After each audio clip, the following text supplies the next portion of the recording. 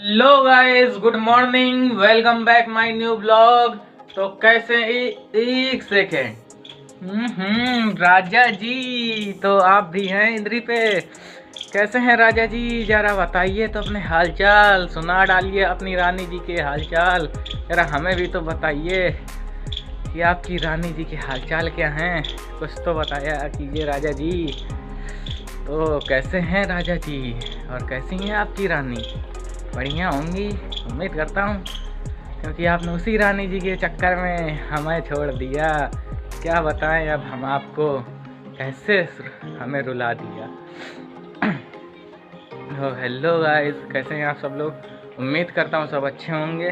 तो गाइस, जैसे कल वाले ब्लॉग में मैंने क्लास टेंथ ट्वेल्थ के मतलब 9th से लेके 9, 10th, 12, 11, 12 चारों क्लासों के मतलब मैंने बता दिया, चारों क्लासों के लिए कि कितना क्या इम्पोर्टेंट है, क्या पढ़ना है, कैसे पढ़ना है, और बाकी का आज का जो है।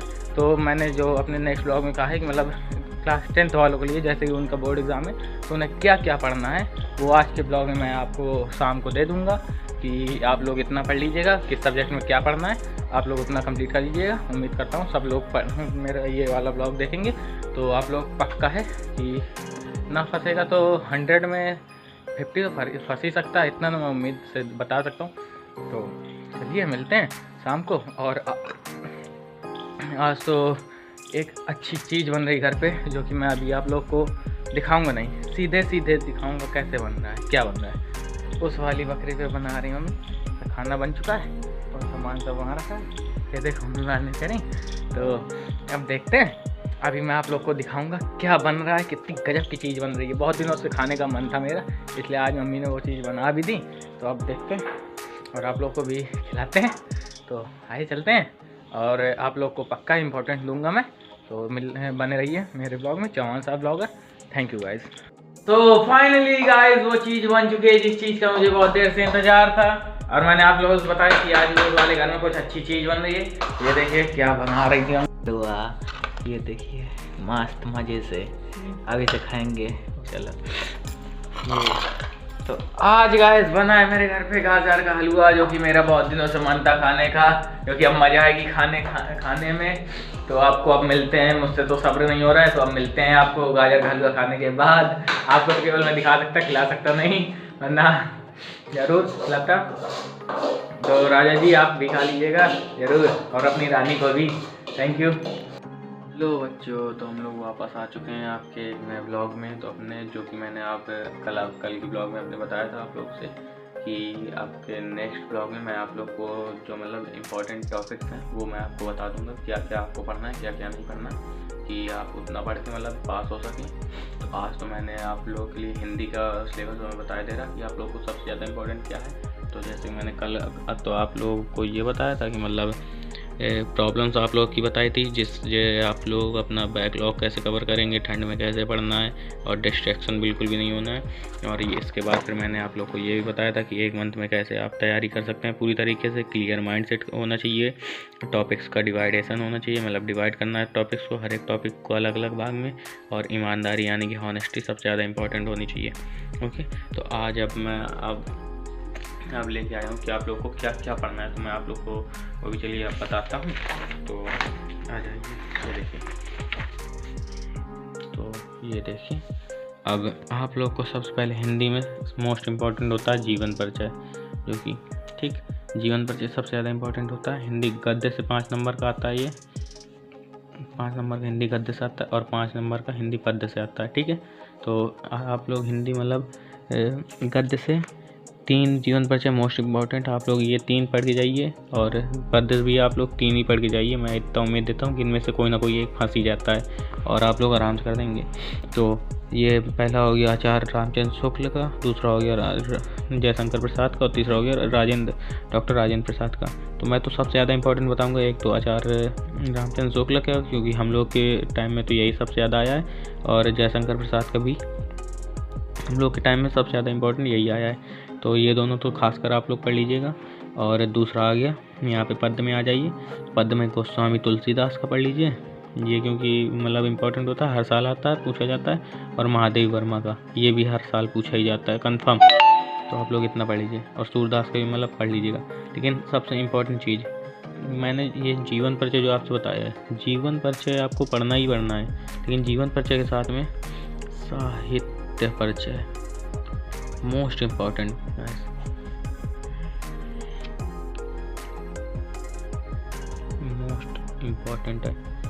साहित्य परिचय आप लोगों को मतलब जीवन परिचय भले आप छोड़ दें, लेकिन साहित्य परिचय आपका छूटना नहीं चाहिए, क्योंकि साहित्य परिचय हमेशा पेपर में साहित्य परिचय पूछता है, जीवन परिचय नहीं पूछता है।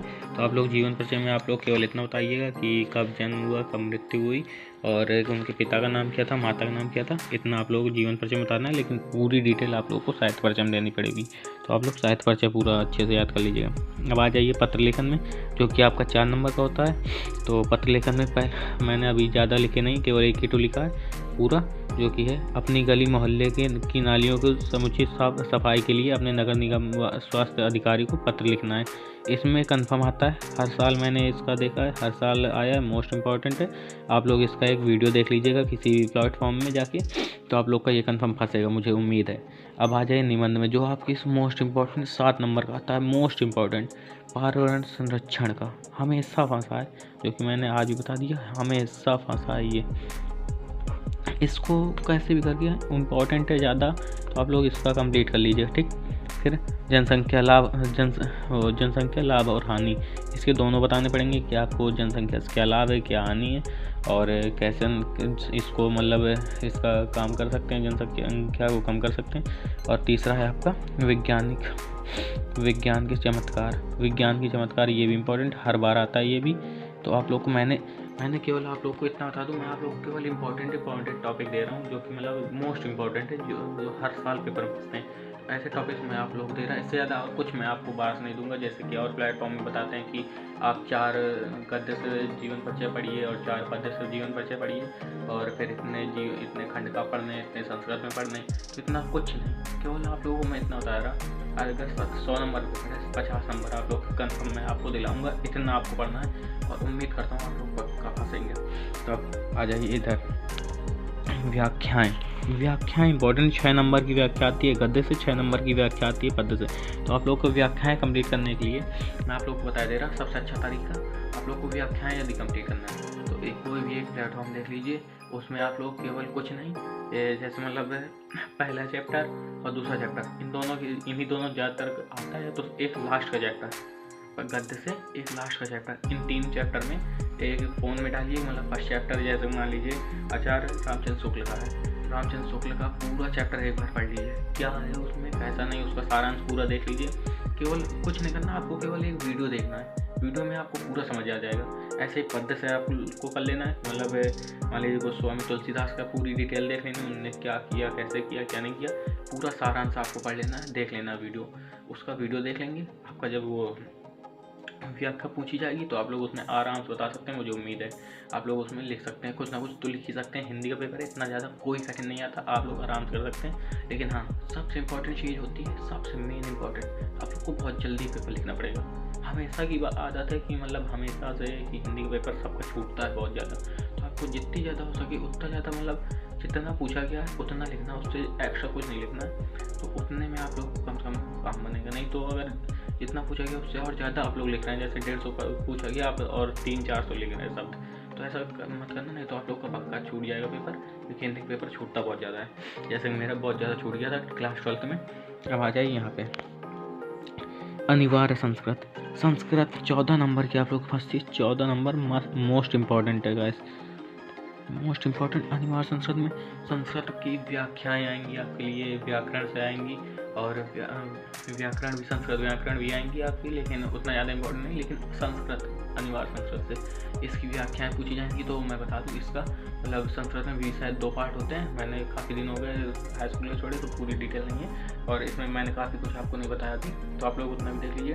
तो संस्कृत में मतलब 2 पार्ट होते हैं शायद, तो उसमें भी पहले पार्ट से और लास्ट पार्ट की और एक बीच का, इतना आपको, इतने पार्ट की केवल आपको व्याख्याएं पढ़ लेनी है अच्छे से, जैसे मैंने बताया था गद्य पद्य में जैसे वीडियो देखना, इसमें भी एक वीडियो देख लीजिएगा और अच्छे से दिमाग से पढ़ लीजिएगा, पक्का है कि आप लोग पास हो जाएंगे।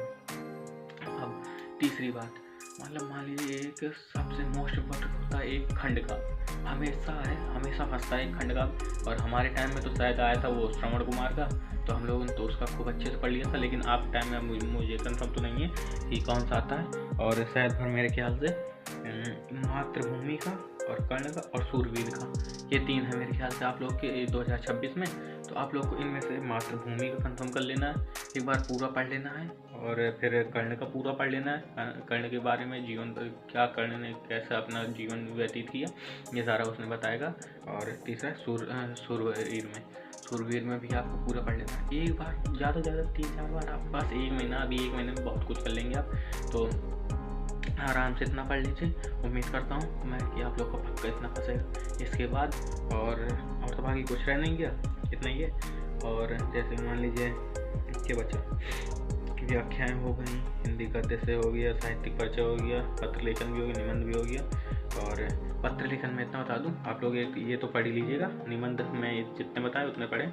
और पत्र लेखन में एक और पढ़ लीजिएगा अपने मतलब प्रधानाचार्य को वो क्या होता है स्कॉलरशिप का एक पत्र लिखना, एक ये वाला आप लोग पत्र पढ़ लीजिएगा, इंपॉर्टेंट है ये वाले। ये 2 पत्र लेखन पढ़ लीजिए, मोस्ट इम्पॉर्टेंट, पक्का आएंगी कन्फर्म है। तो आप लोग को और जो मतलब बता दूँ इतना तो आप लोग को पढ़ना ही पढ़ना है, कन्फर्म है। और यदि आप लोग को अब दूसरी कोई क्लास चाहिए, जौन सब्जेक्ट चाहिए, तो आप लोग मुझसे बता सकते हैं चौहान साहब ब्लॉगर में। और हूँ तो ब्लॉगर, लेकिन आप लोग के लिए एक मैं क्लास डाल देता हूँ कि आप लोग का इम्पोर्टेंट बोर्ड पेपर आ रहा है, तो आराम से आप लोग वो चीज़ बता सकते हैं, ठीक। तो मिलते हैं आपको एक नेक्स्ट ब्लॉग में, जो कि अब उसमें आप लोग को यदि इस ब्लॉग में आप लोग कमेंट कर दीजिएगा कि आप लोग को आगे की कौन सी क्लास चाहिए। मैंने पहला हिंदी का इसलिए डाला क्योंकि पहला पेपर आपका हिंदी का होता है, इसलिए मैंने हिंदी का डाल दिया, ठीक है।